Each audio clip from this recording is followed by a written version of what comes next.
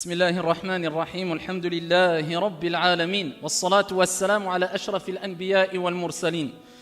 Mes chers frères et sœurs, comme vous le savez toutes et tous, il y a des jours avec et il y a des jours sans. Vous l'avez compris dans la première partie du sermon du vendredi concernant en langue arabe, eh bien on a ici parlé quelque part de ce qu'on appelle at-tafa'ul, c'est-à-dire le fait d'être optimiste, l'optimisme. Car dans la vie, on a besoin d'optimisme, on a besoin d'aller de l'avant, on a besoin d'être fort moralement, psychologiquement. Car comme j'ai dit précédemment, dans la vie, il y a des jours avec et des jours sans. Il y a des jours, ou dis si tu veux simplement, il y a des instants de bonheur et des instants de malheur. Il y a des instants de joie et il y a des instants de tristesse. Il y a des instants où on se sent bien, épanoui, et il y a des instants où on se sent déprimé, ravagé par les soucis et les tristesses. C'est la vie. Allah tabaraka wa ta'ala dit dans le Saint-Coran وَتِلْكَ الْأَيَّامُ نُدَاوِلُهَا بَيْنَ النَّاسِ. Et Allah Jalla wa ala nous rappelle qu'il y a un jour avec et un jour sans. Et ainsi nous faisons alterner les jours, donc c'est-à-dire bons ou mauvais, parmi les gens. Donc il y aura des instants ou des jours ou des mois avec et des jours ou des instants ou des mois sans. Avec du bonheur et sans bonheur. Avec de la tristesse sans tristesse.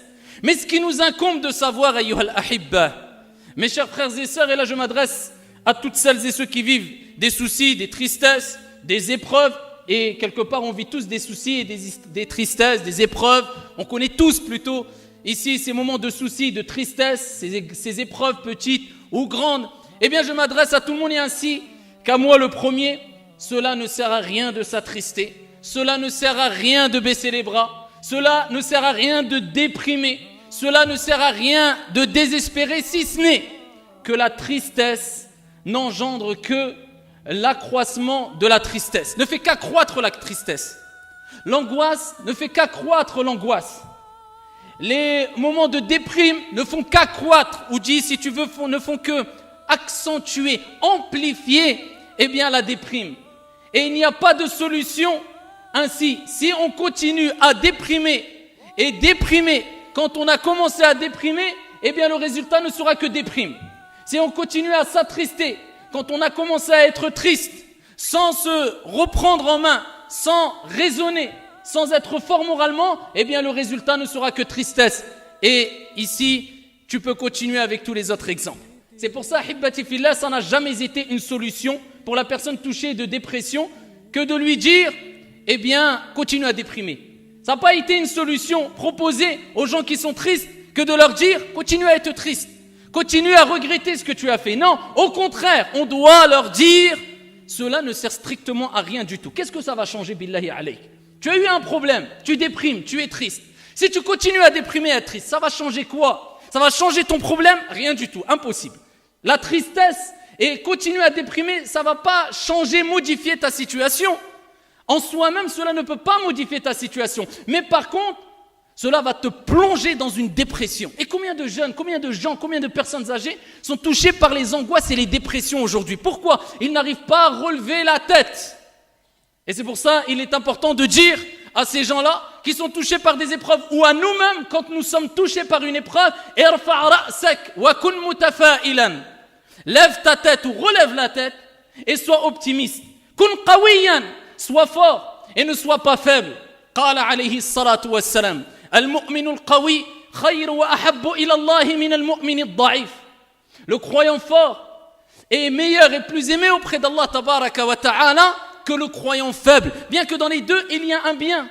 Mais quand nous parlons du croyant fort, ce n'est pas le croyant fort physiquement. Eh bien c'est là où nous voyons est-ce que tu es fort ou faible. C'est lors des tempêtes, c'est lors des épreuves. C'est celui qui est fort moralement. C'est celui qui est fort au niveau de sa patience. Il arrive à se retenir, à prendre sur soi, à patienter. C'est celui qui est fort concrètement lors des épreuves. Eh bien, le prophète nous dit que Allah tabaraka wa ta'ala préfère et aime celui qui est fort, contrairement à celui qui est faible, qui est moins aimé. Mais dans les deux, il y a un bien. Wa khuliqal insanu da'ifa, bien que tout être humain ait été créé faible. Lakin, il y a une différence entre celui qui se laisse aller et se laisse manger par la déprime. Et quand tu lui parles, eh bien il ne fait que se plaindre. Et il pense, ou il espère peut-être, inconsciemment, que ces tristesses vont changer quelque chose. Ça ne va rien changer. Tu as perdu un membre dans ta famille, c'est humain, nous sommes des êtres humains. C'est humain de pleurer, c'est humain d'être triste, mais jusqu'où? Pendant 6 mois, jusqu'à ne plus manger, jusqu'à ne plus vivre? Est-ce que ça va faire revivre la personne qui est décédée? Non. Est-ce que ça va te détruire toi aussi, de sorte que tu rejoignes celui qui t'était bien aimé, celui que tu aimais, celui que tu chérissais jusqu'à ce que ça te tue? Des gens se sont autodétruits lors des épreuves, de par la déprime qui les a ravagés, jusqu'à ce qu'ils se sont suicidés. Est-ce que ça apporte une solution? Au contraire, lève la tête et dis et reste vivre toute ta vie avec ce verset coranique. وَعَسَىٰ أَن تَكْرَهُوا شَيْئًا وَهُوَ خَيْرٌ لَكُمْ وَعَسَىٰ أَن تُحِبُّوا شَيْئًا وَهُوَ شَرٌ لَكُمْ وَاللَّهُ يَعْلَمُ وَأَنْتُمْ لَا تَعْلَمُونَ. Vous pouvez avoir de l'aversion pour une chose. Vous pensez que c'est un mal alors que c'est un bien. Et vous pouvez aimer, apprécier une chose. Vous pensez que c'est un bien alors que c'est un mal. Wallahu ya'lam, mais votre Seigneur sait. Vous ne savez pas. Tu ne sais pas où est le bien réellement et concrètement lors de l'épreuve. Peut-être que le bien va t'apparaître au bout de 2 jours, au bout d'une semaine, au bout de 6 ans, au bout de 20 ans, et tu vas te dire Alhamdulillah que j'ai eu cette épreuve. Et si ce n'est pas sur cette vie d'ici-bas, sur cette terre, eh bien c'est lors de ta mort ou après ta mort. Quand on te servira sur un plat, de façon métaphorique, eh bien la récompense que tu auras accumulée à travers ta patience. Inna Allaha ma'as sabirin. Ce n'est pas pour rien qu'Allah rappelle qu'il est avec les patients. Et qu'Allah tabaraka wa ta'ala aime, yuhibbu. Il aime les gens patients, les gens endurants, les gens forts moralement, psychologiquement, qui sont intelligents, clairvoyants, sages. Ils savent comment réagir lors des tempêtes. Et contrairement aux autres personnes qui se laissent aller, se laissent détruire, et ils détruisent tout sur leur passage. Parce que quand ils croisent leur époux, ou quand ils croisent leur épouse, ou quand ils croisent leurs enfants, ou bien des amis, eh bien le fait de dégager cette amertume, cette tristesse, cette angoisse, eh bien il emporte tout le monde avec lui. Alors que le prophète alayhi salatu wassalam, comme disait as-sahaba radiyallahu anhum wa ardahum, nous n'avons pas vu quelqu'un de plus souriant que le prophète Mohammed alayhi salatu wassalam. C'est une preuve que le prophète restait optimiste, que le prophète alayhi salatu wassalam avait un moral en béton, alors qu'on sait toutes et tous que le prophète est parmi les personnes qui ont été le plus éprouvées sur la surface de la terre. Mais avec cela, pas de paradoxe. Le prophète alayhi salatu wassalam était le plus souriant des hommes. C'était qu'il arrivait à allier les épreuves avec l'optimisme. Et ici, ayyuha al-ahibba, c'est ce qui est demandé aux croyants. Peu importe ce qui t'arrive, mets en application le hadith du prophète alayhi afdalus salati wa askat taslim. Lorsqu'il dit انظروا إلى من هو أسفل منكم ولا تنظروا إلى من هو فوقكم. Concernant les épreuves, concernant les choses de la vie d'ici-bas, concernant les biens matériels, etc. Regardez ceux qui sont en dessous de vous et ne regardez pas ceux qui sont au-dessus. Ceci est plus à même à vous pousser à être reconnaissant vis-à-vis des biens de Dieu sur vous.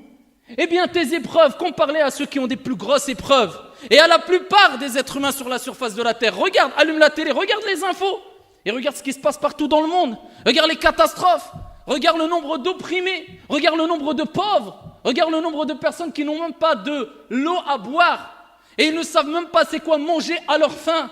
Avec cela, si tu ne te remets pas en question et tu ne dis pas Alhamdulillahi ala kulli hal, c'est que tu as une déficience dans ta relation avec ton Seigneur et quant à la reconnaissance vis-à-vis des biens de Dieu sur toi. Ni plus, ni moins. C'est pour ça qu'il faut aller de l'avant, et on a tout pour aller de l'avant. Et plus tu as du confort, et plus tu as des bienfaits, c'est-à-dire que plus Dieu t'a comblé de bienfaits, et plus tu n'as pas d'excuses. Moins tu as d'excuses. Et plus tu te dois d'être optimiste, et continuer à aller de l'avant. Et le musulman, dans tous les cas, il doit réagir comme ça, reconnaissant. Vivre avec cette reconnaissance, avec ce remerciement vis-à-vis de son Seigneur tabaraka wa ta'ala. Rapporté par l'imam Muslim, le prophète alayhi salatu wassalam a dit Ajaban li amri al-mu'min. Qu'est étonnant la situation de qui? Du croyant qui a concrétisé, qui a compris qu'est-ce que c'était vraiment la foi en Dieu. Qu'est étonnant la situation du croyant. Tout ce qui lui arrive est un bien pour lui. Le croyant, tout ce qui lui arrive doit être un bien pour lui. Et le prophète alayhi salatu wassalam, avec peu de paroles, eh bien, il nous donne des informations riches en sens et en moralité et en leçons. Il dit lorsqu'il lui arrive un mal, ou bien il commence par lorsqu'il lui arrive un bien, shakar, il est reconnaissant.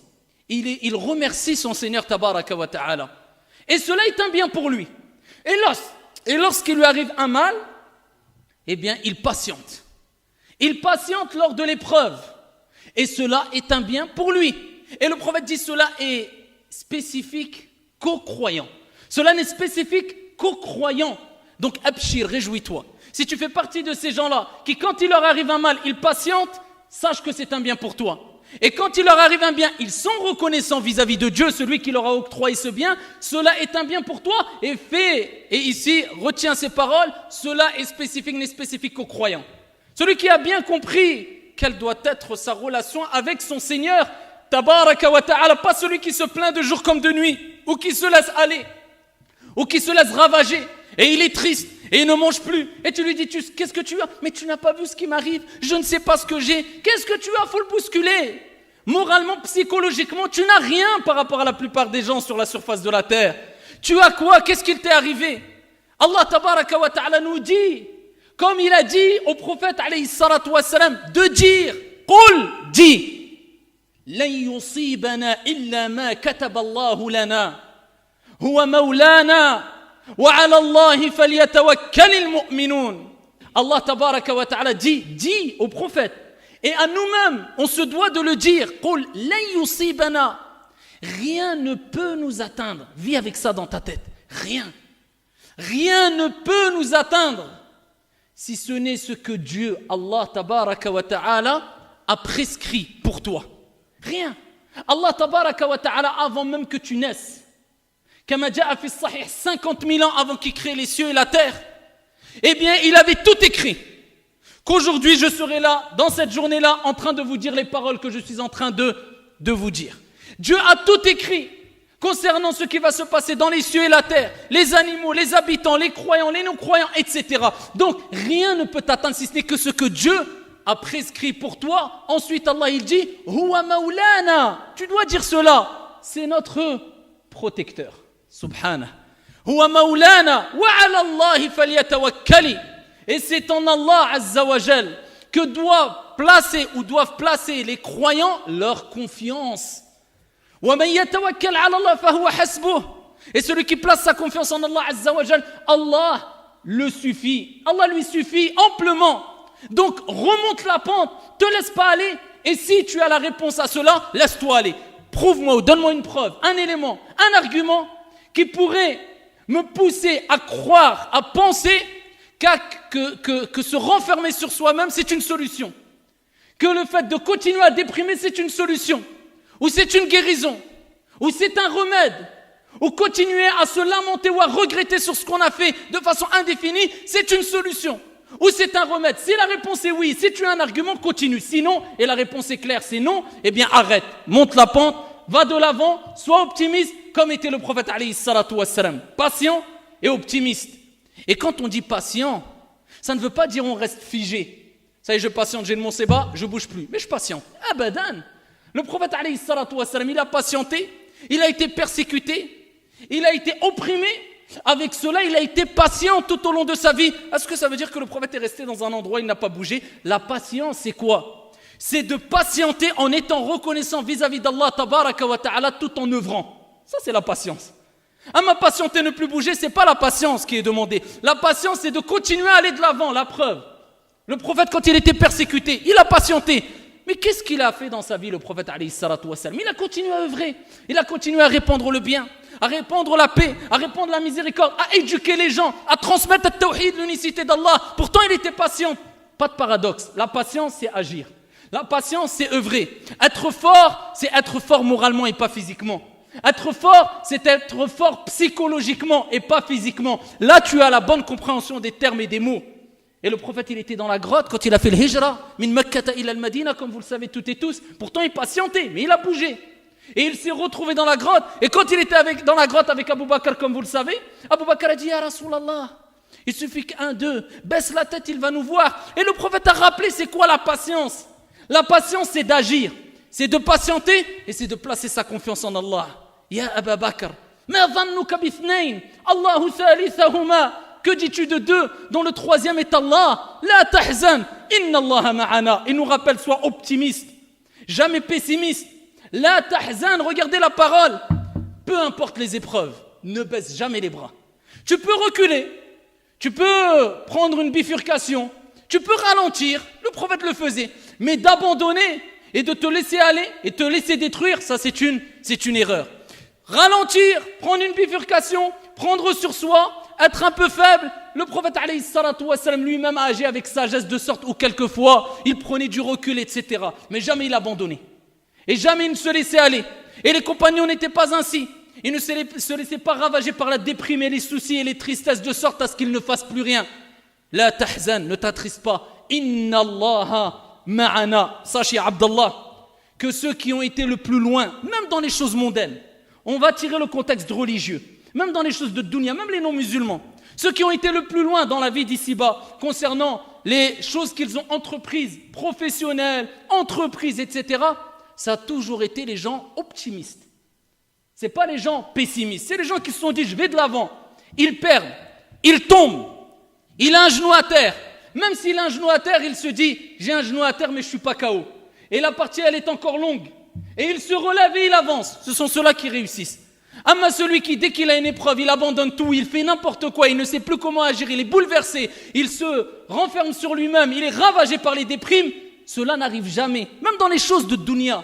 Pareil pour les choses de la vie d'ici-bas, ce que tu vas entreprendre, et de même, nous disons, c'est la même chose concernant les choses religieuses. Et je terminerai avec ces paroles, sachez Abdallah, qu'il ne t'est pas demandé de porter sur ton dos cette vie d'ici-bas avec toutes les tristesses, soucis, angoisses qu'elle compose, alors qu'Allah tabaraka wa ta'ala a mis la terre sous tes pieds. Va de l'avant, sois optimiste, place ta confiance en Allah jalla wa ala, et Allah t'assistera bi'idhni rabbil ardi was sama. Inna Allah wa malaikatahu yusalluna ala nabi